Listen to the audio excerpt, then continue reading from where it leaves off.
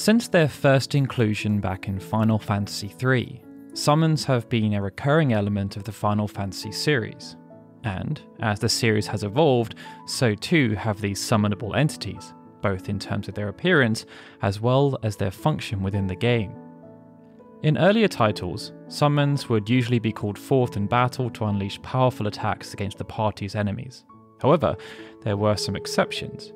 Instead of dealing damage, certain summons would support the party in other ways, either by providing healing, buffs, or beneficial status effects. And that then brings us to Carbuncle, a small, friendly creature with a jewel on its head that had its own unique ways of helping the party. Carbuncle's signature move started out as Ruby Light, sometimes known as Ruby Power, which cast Reflect on all party members. But over time, this started to evolve, and it then influenced other creative decisions relating to the adorable little summon, including its physical shape. Throughout this video, we hope to investigate these areas in significant detail, as we study how every single appearance of Carbuncle is tied together. So strap yourselves in as we explore the complete evolution of Carbuncle in our typical granular style, starting with its mythological roots and following it through from its initial appearance in Final Fantasy III all the way to the modern day with Final Fantasy VII Remake. As with many of the recurring summons in the Final Fantasy series, Carbuncle had its roots in real-world myths and legends. Taken from carbunculus, the Latin term for coal, the word carbuncle is an archaic term that refers to red gemstones, such as rubies and garnets, which bore some resemblance to small, glowing coals. In South America, particularly in the mining folklore of Chile, there was said to be a mysterious creature with a shining mirror or gemstone on its head. According to Jorge Luis Borges in the Book of Imaginary Beings, this creature was named Carbuncle by Spanish conquistadors in the 16th century. Its jewel was believed to grant luck and good fortune, though many tried and failed to hunt the creature down. Physical descriptors of the Carbuncle were inconsistent, which was understandable given its mysterious and elusive nature. Some accounts likened it to a small, luminescent dog or cat, others a bivalve with a strong white-blue shine from within its shell. Borges' book claims that no one ever saw it well enough to know whether it was a bird or mammal, whether it had fur or feathers. Other accounts claim that Carbuncle resembled the green glowing light of a firefly, both in its colour and in the way it darted swiftly across the night sky. Carbuncle first appeared in Final Fantasy III, but its interpretation was quite grotesque by comparison. Found within the Altar Cave, Carbuncle was one of the weakest enemies found in the entire game, and its one-eyed enemy design appeared to be closer to a carbuncle in medical terms, which, rather horribly, refers to a cluster of lumps or boils found on the skin, and is usually the result of a bacterial infection. The same design was then used as inspiration for the stalagmite, a stronger variant of the same enemy. It wasn't until Final Fantasy V that the more mythologically inspired Carbuncle came to the fore. But what's interesting here is that there were two iterations of the same Carbuncle. The first instance could be found on the 10th floor of Castle Exdeath, where the floor tiles were ominously patterned with skulls. Here, Carbuncle could be fought after activating a red and green glowing orb. Players were greeted with a large and ferocious-looking being, complete with a muscular body, powerful claws and sharp teeth. However, its green colouring and the red gem on its head were akin to what those Chilean miners sometimes described. During the battle, Carbuncle switched between offensive and healing forms. While attacking, it was immune to the earth element, as well as most status ailments, and gained the automatic benefit effects of Float and Reflect. To attack, Carbuncle then cast spells on itself, which were reflected back onto the party. Fortunately, the player was able to use the same strategy. They too could cast magic on any party member who had the Reflect status active in order to hit Carbuncle, because a double Reflect was not possible. Carbuncle was also susceptible to spells like Slow and Silence, plus 2 Reflect rings could be stolen from the boss, one from each of its forms. Once the player had proven their worth, Carbuncle then joined the party as a level 4 summon, and it could be called upon to cast Reflect on all party members using Ruby Light at a cost of 45 MP. This ability proved useful in the final battle against XIII, as it offered protection from some of the more powerful spells, as well as in other boss fights against potent magic users. When summoned though, Carbuncle looked very different from its appearance in the boss battle. It was now much smaller and cuter, with long ears and large hind feet, not unlike a rabbit. This version of Carbuncle then proved to be quite formative, as the majority of its subsequent designs called back to it in some way or another, although deviations were common. However, this iteration of Carbuncle might have ended up looking very different, as evidenced by this concept art from Final Fantasy Anthology. In this illustration, the colouring remains the same, but the creature was drawn as a reptile with the unusual choice of leather gloves and a pair of white high-top sneakers. This was all part of the fun of designing characters based on mythological beings though. Nobody can say exactly what they should look like, and there's always plenty of room for artistic interpretation. Carbuncle returned in the next mainline title as an Esper in Final Fantasy VI. Once again, its summon ability was Ruby Light, which cast Reflect on the entire party. Its method of acquisition, however, was quite different. Carbuncle was one of several Espers located in the Magitech research facility in the capital city of Vector. Following a raid upon their world by the Castalian Empire, Espers were captured and sent and spent the next 16 years being experimented on and having their magic drained. When the machines were shut down, the Espers transformed themselves into Magicite and entrusted themselves to the party.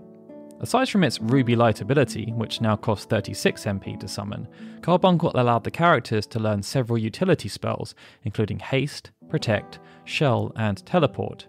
And as was fitting, given its signature move, Carbuncle was the only Esper that could teach the Reflect spell.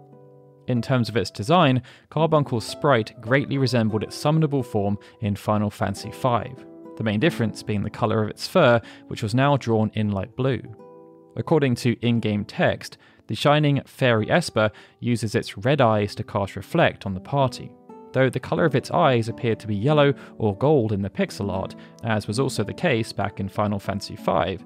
This was also the first reference to Carbuncle as a fairy creature. Carbuncle made its next appearance in Final Fantasy Tactics. Quite unexpectedly, this version of the Esper featured a distinctly reptilian design in contrast to what we'd seen in the two previous games. This was especially interesting after we learned about the abandoned concept artwork from Final Fantasy V though. Available to units of the Summoner class, the Tactics iteration of Carbuncle cost 350 job points to learn using its trademark Ruby Light ability for 30 MP. This time, however, the Reflect status could prove to be a bit of a liability. Due to the isometric design of the Tactics battlefield, unlike the core series where opposing forces fought on either side of the screen, reflected spells could bounce off in different directions. Sometimes this resulted in them hitting an ally by accident instead of the opponent who cast the spell. This greatly impacted the usefulness of Reflect, and it even earned the Tactics version of Carbuncle a spot on our list of some of the most useless summons in the franchise's history. But skillful players were still able to manipulate the effects of Reflect in their favour, making it powerful in the right hands. Carbuncle then made a welcome return to its more familiar furry form in the Chocobo spin-off series, starting with 1997's Chocobo's Mysterious Dungeon. While it didn't play a major role in the stories, Carbuncle's design was well suited to the more chibi aesthetic of the Chocobo series. Its distinctively bright colouring, along with its large ears and eyes, made for an endearing character design that was instantly recognisable to fans.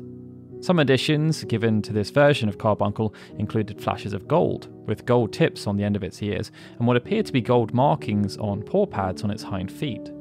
While the overall design was kept simple though, this added some new flair to an already colourful character. Given its mascot-like design and friendly personality, it's no surprise that Carbuncle went on to make many more appearances throughout the Chocobo series, often in support or cameo roles, for example, popping up in the Fantasia track for Chocobo Racing, or introducing itself as the Spirit of Glee and giving cards to players in Final Fantasy Fables, Chocobo's Tales. What came next ended up being one of the most memorable appearances of Carbuncle. But before we dive into that, a quick real-life update. If you missed the recent community post, I was unfortunately laid off from my job at the start of the year. This is obviously quite scary, as it has introduced an unexpected financial pressure. I'm going to try and seek new employment to reduce that burden, but until then, all of my additional energy is going to be poured into Final Fantasy Union. As I'm sure you can imagine, this is a pretty major life change, and I'd really appreciate your support in this endeavour. As of right now, only 0.05% of the people who watch our videos have opted to support us on Patreon or YouTube memberships. Even just raising this to 0.1% would make an incredible difference to the financial stability of the channel. So if you're in a position to do so, and you enjoy what we've created over the past 8 years, we'd very much appreciate it. You can find a link to the Patreon page below, or click the join button to gain access to YouTube memberships. In return for your support, you'll get access to content early, the ability to suggest content and then have it made, and we're even considering bringing back the podcast as an exclusive perk. Thank you so much for your consideration. For now though, let's continue with the evolution of Carbuncle. In Final Fantasy VIII, Carbuncle appeared as one of the Guardian forces that could be junctioned and summoned. Towards the end of Disc 1, Carbuncle could be obtained from the 2 Aiguillon bosses brought to life by Adia. At the start of the battle, both Aiguillons had the Reflect status active, but drawing out Carbuncle, and therefore taking away its influence, negated this effect. The timing of this encounter also meant that Carbuncle could be junctioned just before the battle against Adia. As she was a magic user, Ruby Light could be extremely effective both in repelling her attacks and forcing her to waste valuable turns casting Dispel. If missed, however, players were given a second chance to obtain Carbuncle from the boss Krista on the terrace of Ultimecia's castle. Aside from Ruby Light, junctioning Carbuncle was also very useful for leveling characters alongside its utility outside of battle. Carbuncle was one of only 2 Guardian forces that could learn Vitality bonus, which granted an extra point to a character's Vitality stat every time they gained a level. Carbuncle could also enable counter and auto-reflect, allowing the associated character to counter physical attacks while also reflecting magical damage. Carbuncle's opposing Guardian force, at least in terms of compatibility, was Siren. This presumably was due to Siren's focus on status attacks, while Carbuncle's summon ability was purely defensive. Along with Cerberus, Carbuncle was also one of the only Guardian forces that was fully focused on support rather than attack, as it didn't deal damage at all when summoned. This same design for Carbuncle then later appeared in Dissidia Final Fantasy, whenever Carbuncle was summoned manually. In this series, Ruby Light matched the opponent's bravery with that of the summoner. The other notable aspect of Carbuncle related to the transition away from the 16-bit era. After not being present in Final Fantasy VII, Final Fantasy VIII represented the first 3D iteration of Carbuncle, and when called forth, it popped out of a hole in the ground, bounced in the air, and cast Ruby Light on the party, before then burrowing away again at the end of the sequence. This style of entrance and exit seemed very in keeping with the creature's rabbit-like design. And as the game's graphics allowed for more fidelity this time, there was also differences in colouring. Its fur now blended between various shades of lime green, blue and turquoise, making it even more colourful than ever before. And the large red gem, which was confirmed to be a ruby, featured prominently on its forehead. There was one noticeable change, however. Carbuncle's eyes were now darker with some hints of blue, and this was emphasised in the artwork for its profile picture and triple triad card. This then marked a departure from the golden eyes we'd seen previously, and also the colour red that had been mentioned but never actually shown. In Final Fantasy IX, summons played a crucial role in the story, but even though Carbuncle featured as one of Eiko's Eidolons, its screen time was nowhere near as prominent as the likes of Bahamut, Alexander or Atmos. At the start of the game, Carbuncle's power was being used to maintain the protective barrier around the Ether Tree. Upon communicating with Carbuncle and dispelling the barrier, Eiko could then equip the ruby that was left behind and use it to summon the Eidolon. And this was where an interesting evolution was seen, as Carbuncle's ability when summoned could be customised according to the different jewels that Eiko equipped, and this was a major development in terms of function. While its default move was still Ruby Light, Carbuncle was now able to cast Pearl Light, Diamond Light, and Emerald Light. These could be used to cast Shell, Vanish, and Haste on all party members in place of Reflect. This then brought forth a visual evolution. As the move changed, so did the jewel that was visible on Carbuncle's head. And as a bonus, whenever Carbuncle appeared during a longer summon sequence, the Protect status was also granted to all party members. Outside of this, Carbuncle now had mint green coloration with blue eyes that were larger and more expressive. Its ears, hair, and tail appeared fluffier than before, and it was shown to have a slender body with large feet and longer limbs. While Carbuncle's nose and mouth hadn't been that well defined in the past, apart from its monstrous version in Final Fantasy V, this version showed them clearly visible, and with details similar to those of a rabbit or rodent. During certain moments, the gem on Carbuncle's head also appeared more protruding, perhaps as a nod to the horn that would grow on the heads of summoners such as Ico. Final Fantasy XI put the spotlight on Carbuncle like never before. Known as the Avatar Rainbows, Carbuncle appeared as one of the 5 terrestrial avatars in the game, and acted as a guide for new summoners, as well as becoming their first summonable entity. The avatar was first able to communicate with the player through the item's Carbuncle Ruby, a rare gem believed to have a will of its own. An epic poem titled The Canticle of Carbuncle was printed in issue 19 of the Vanadiel Tribute, as part of the article Conversations with a Ruby. This marked the beginning of the quest I Can Hear a Rainbow, which caused Carbuncle to manifest and unlock the summoner job upon completion. This time though, Carbuncle had gone through a complete redesign. Shown once again with fur in different shades of green, pink and turquoise, Carbuncle's ears were now as long as its body, and its long tail was now split into 3 separate tips. Its frame, which previously showed shorter front paws and elongated hind feet, was now more quadrupedal in its design, closer to a dog, fox or cat than a rodent or rabbit. 2 other new features seen in Carbuncle's design were a longer red gem, which now ran from the top of the creature's head right down to its face, and the ruby red glow visible in Carbuncle's eyes and nose. Even though Carbuncle's red eyes had been mentioned before, this was the first game where we finally saw them realised in-game. Final Fantasy XI was also the first time we got to see Carbuncle used as a damage-dealing entity, albeit a relatively weaker one. Carbuncle's attacks were mostly associated with the light element, apart from poison nails, which dealt some minor piercing damage alongside the chance to inflict poison. Conversely, Carbuncle was now weak against the dark element. Carbuncle shone, however, when utilising its support function. Ruby Light was no longer an available move, but Carbuncle could use Healing Ruby to restore party members' HP. But other moves were also made available. Shining Ruby, for example, boosted the defense and magic defense of party members, and Glittering Ruby increased 1 stat at random.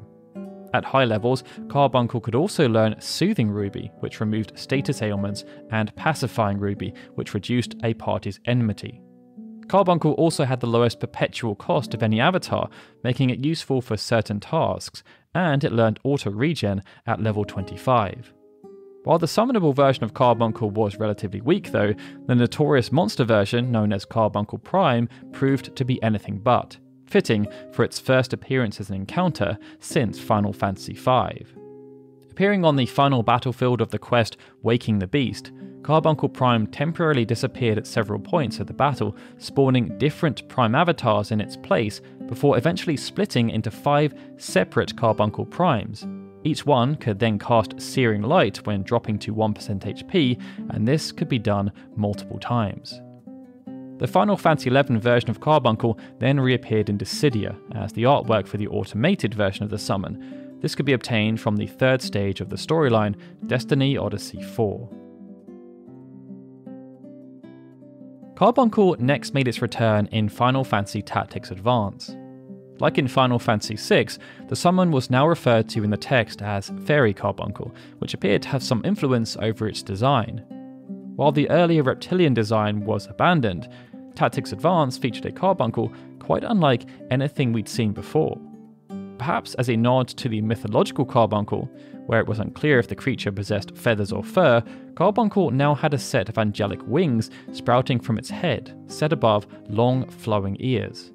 Carbuncle's colour was also quite different from what we'd seen in the past. It now had a round, peach-coloured body with pale blue and green-blue markings seen around the eyes and on the tips of the creature's wings and ears.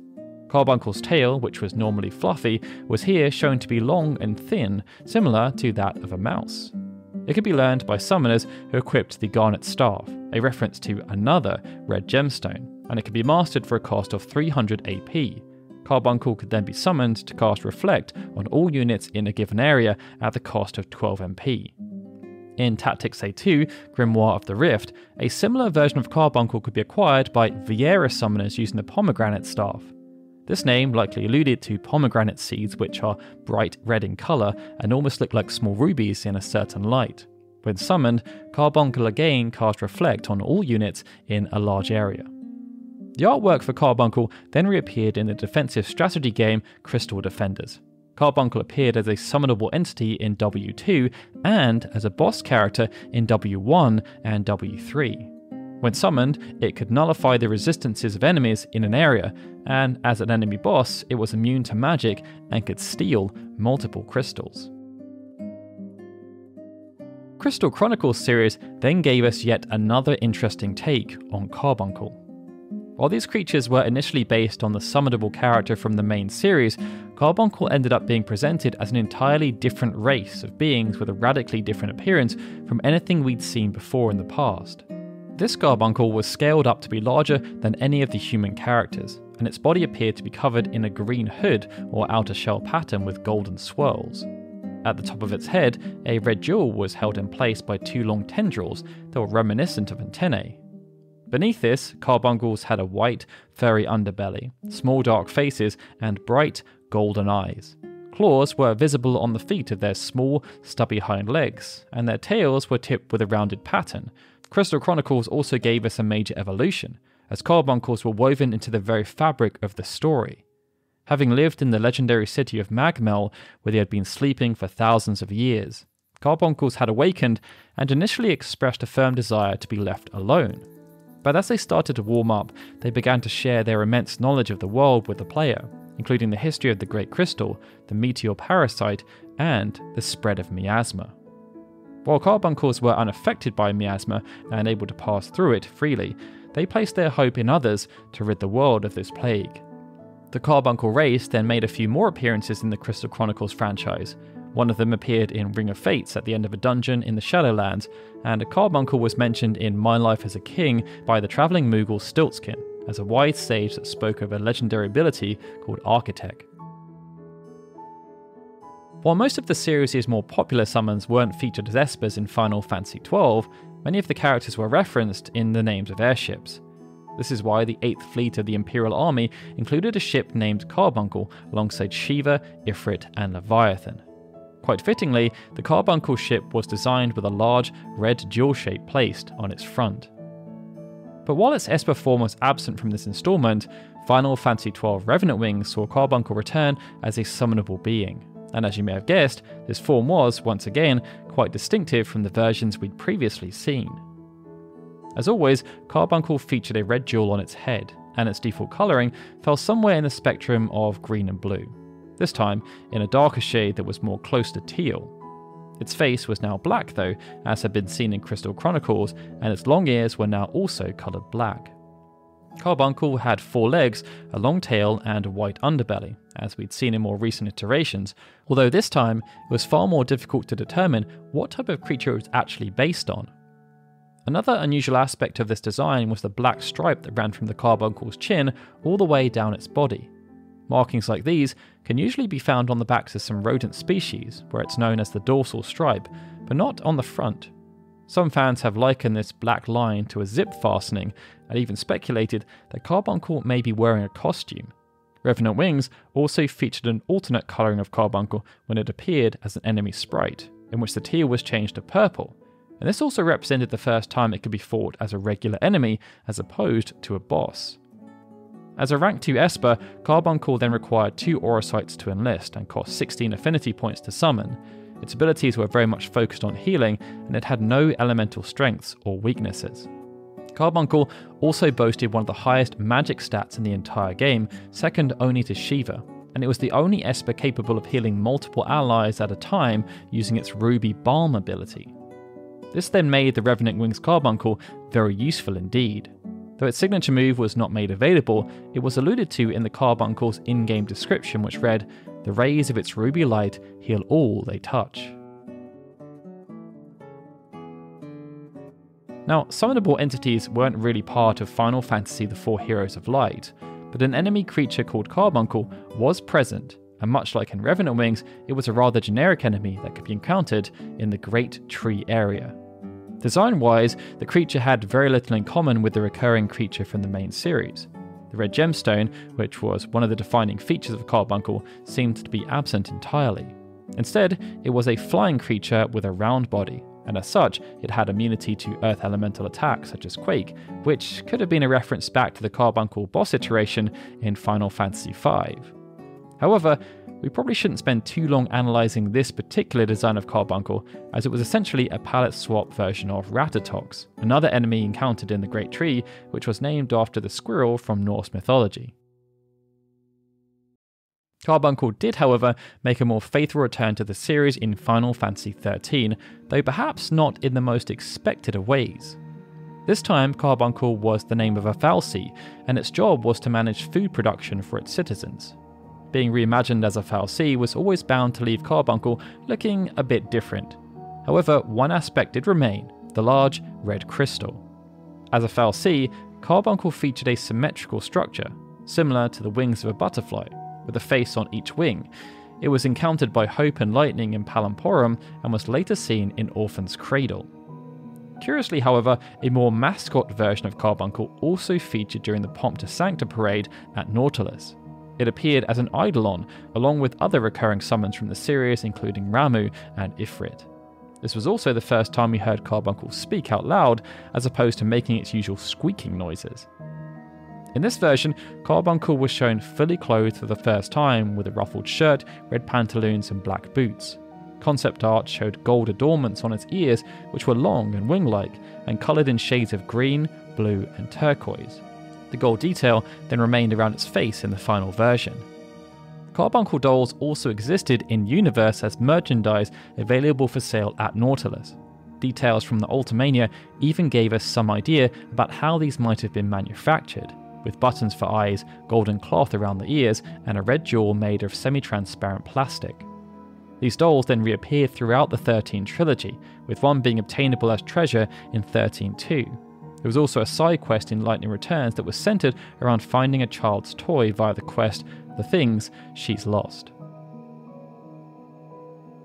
Carbuncle next appeared in the free-to-play mobile game Airborne Brigade. This time, the creature was a light elemental Esper, like in Final Fantasy XI, and it could be recruited after defeating it in battle. In keeping with the aesthetic of the game, Carbuncle was depicted in simple, bright pastel colours with no harsh edges or outlines. While this suited the traditional design of the creature, some distinctive features were introduced. Carbuncle's fluffy tail was now striped with different hues, quite similar to a raccoon. It also had a pink, pointed nose and darker turquoise tips on the end of its ears. Strangely, given the cute designs, Carbuncle's expression now looks slightly mean, with long gold claws on each paw and narrowed dark red eyes that gave a determined, almost angry look. In terms of gameplay application, Carbuncle appeared as an R or R+ rarity summon. And while it was a light elemental Esper, its skill was listed as Meteorite. At a stretch, this could tie back to Carbuncle's tenuous link to the Earth element. However, it seems more likely that it's linked to its connections from glowing red stones, usually depicted in the form of gems. Now, Final Fantasy XI featured a pretty comprehensive iteration of Carbuncle, but Final Fantasy XIV built upon this to take things even further. Carbuncle could be summoned by Arcanist or Summoner classes, and like in Final Fantasy XI, its design was similar to that of a fox or small dog, with turquoise blue fur, long ears, and a tail that split into 3 tips. It also retained the longer shape of red gem, darker paws, and white underbelly. What was probably most memorable about Carbuncle this time, however, was the sheer amount of variety we saw in its incarnations. As well as the common Carbuncle, which was the most basic summon and could protect its master in battle using shields, Arcanists could learn to summon enhanced Carbuncles with elemental variations. This included Ruby Carbuncle, which was infused with the fire element, Topaz Carbuncle, which was linked with earth, and Emerald Carbuncle, which was associated with the wind element. Along with its elemental affinities, Carbuncle's appearance changed depending on the type that was summoned. Players could also change the appearance of their pet once they'd reached level 50 as either a summoner or scholar and completed the appropriate side quest. Other characters and NPCs found in the game were also accompanied by their own unique or rare Carbuncle variations. This saw the creation of Diamond and Amber Carbuncle alongside Ruby, Onyx and Obsidian Carbuncles, and even Moonstone Carbuncle. Alphino then later returned in the series alongside his Obsidian and Moonstone companions in Dissidia Opera Omnia. Now, we glossed over the first Dimensions game because it used the lumpy rock version of Carbuncle from Final Fantasy III, but Dimensions 2 had Carbuncle feature as a more traditional summon associated with the light element. As a low-ranking Eidolon, Carbuncle was available to the player soon after Amero joined the party in Chapter 1. Its special ability was Ruby Light, which now gave each party member the reflect status against a single magic attack. Summoning Carbuncle cost 2 points from the consumption gauge, and it could also learn the abilities Banish and Reflect Guard. But alongside its default design, which was based on Carbuncle from Final Fantasy XI, 2 other concepts were introduced in the artwork for Carbuncle Alpha and God Carbuncle. Similar to Amber Carbuncle in Final Fantasy XIV, Carbuncle Alpha was drawn with tawny yellow fur, long ears and dark red eyes. However, it also sported a few more unusual choices, such as red paws, 2 thick tails that tapered off at the ends, and most notably, various pieces of jewellery and headgear. The artwork for God Carbuncle then appeared closest in its design to the creature's earlier appearances in Final Fantasy VIII and IX, due to its more rodent or rabbit-like body shape. The bright green hue appeared more in line with its first appearance too in Final Fantasy V, while its gold accessories and rainbow colours in its tail added some more flair and detail, which we'd see in a few more titles in the future. In Mobius Final Fantasy, Carbuncle appeared as a support ability card. This time it fell under the life element and cast the regen ability, which had previously been an ability of Carbuncle's in Final Fantasy XI, where it could learn auto regen. This particular artwork for Carbuncle seemed to take things in a different direction altogether though. Its long legs, tail and mane were almost reminiscent of a horse, which, out of the many animals Carbuncle had been compared to in the past, was never really in the picture. The flowing shapes and green lines of its fur allowed it to blend in with the leaves and trees in the background, perhaps to show an affinity with nature, hence the life element, or maybe even to camouflage Carbuncle in the wild. It did still have a red ruby on its forehead, and we could see a hint of dark red in the creature's eyes.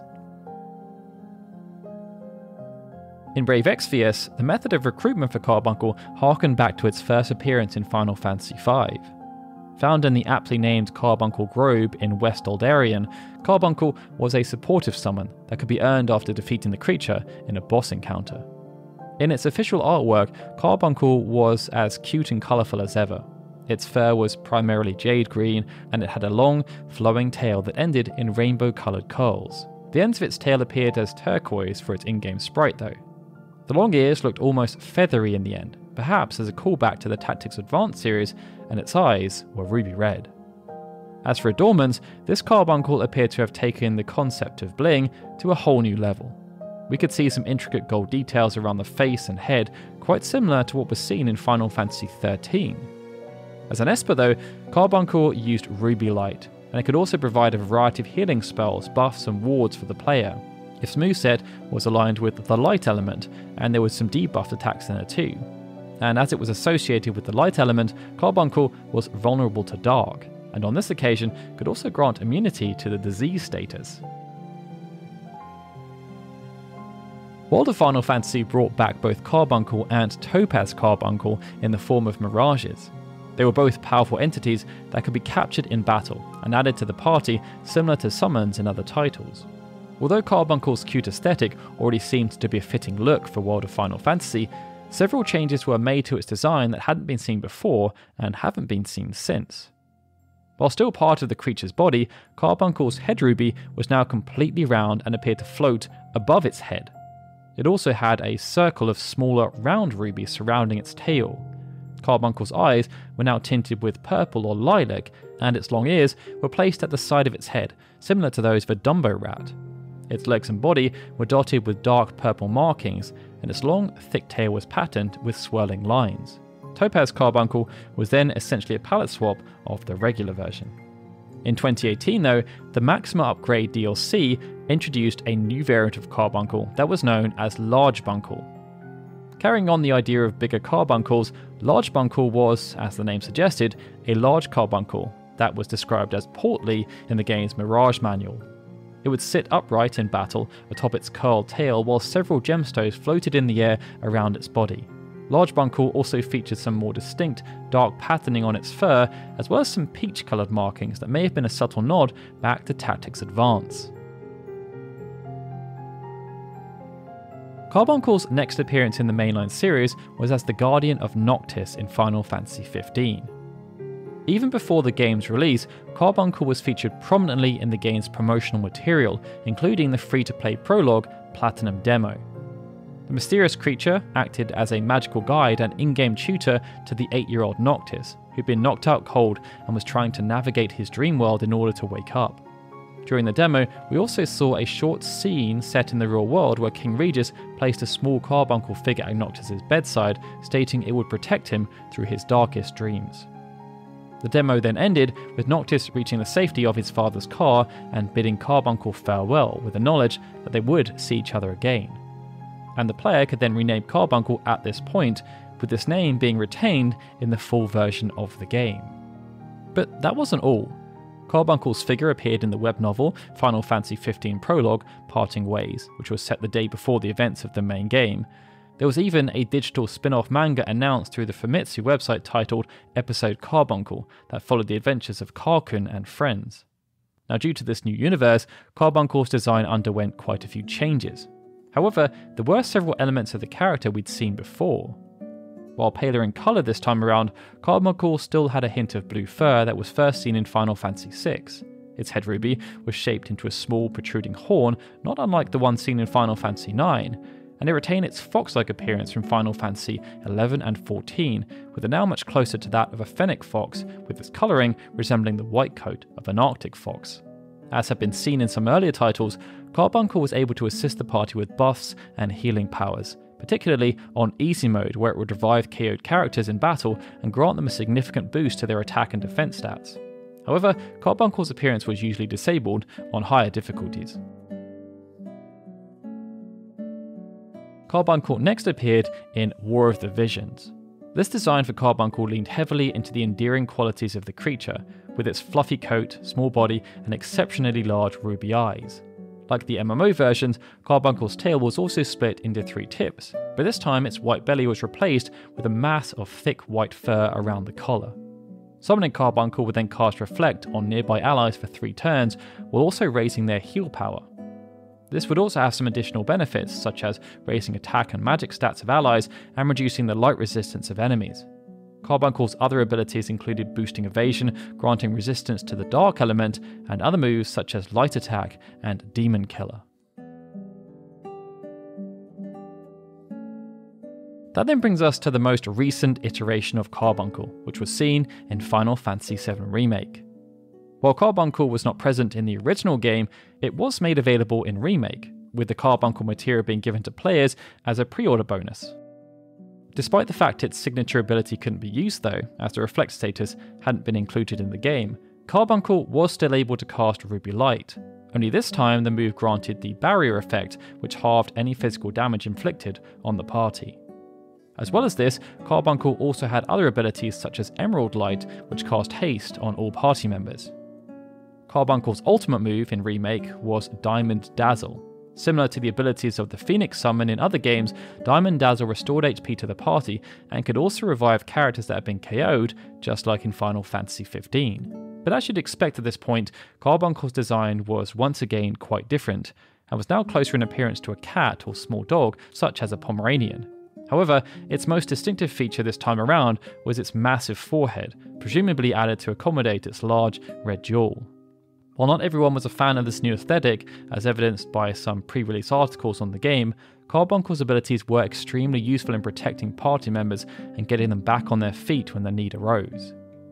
In this regard though, some say that variety is the spice of life, and Carbuncle as a summon seems to know this more than many of the others.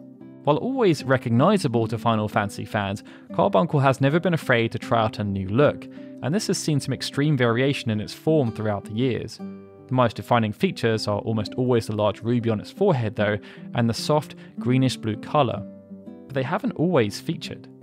And this notion extends to the quintessential ability Ruby Light, which is associated with casting Reflect. Despite how synonymous this may seem, there were countless instances where Ruby Light wasn't even used or had an alternate function, and this just goes to show how much fun developers have had incorporating Carbuncle into countless Final Fantasy games over the years. But as we've now reached the conclusion of this study, we'd ask you to tell us which has been your favourite iteration of Carbuncle.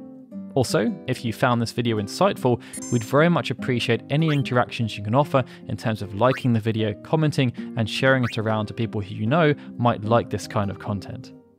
Alright everyone, with that, this is Darryl signing out. As always, I'd like to give a big thank you to all of our Patreon and YouTube membership supporters, especially Benjamin Snow, Cody Keith, EXP Required on YouTube, Gregory, Nate Hancock, and Sukin TDK, who are super special Onion Knight supporters, and of course, a big thank you to everyone for watching this video. I'll see you all again soon for more Final Fantasy goodness.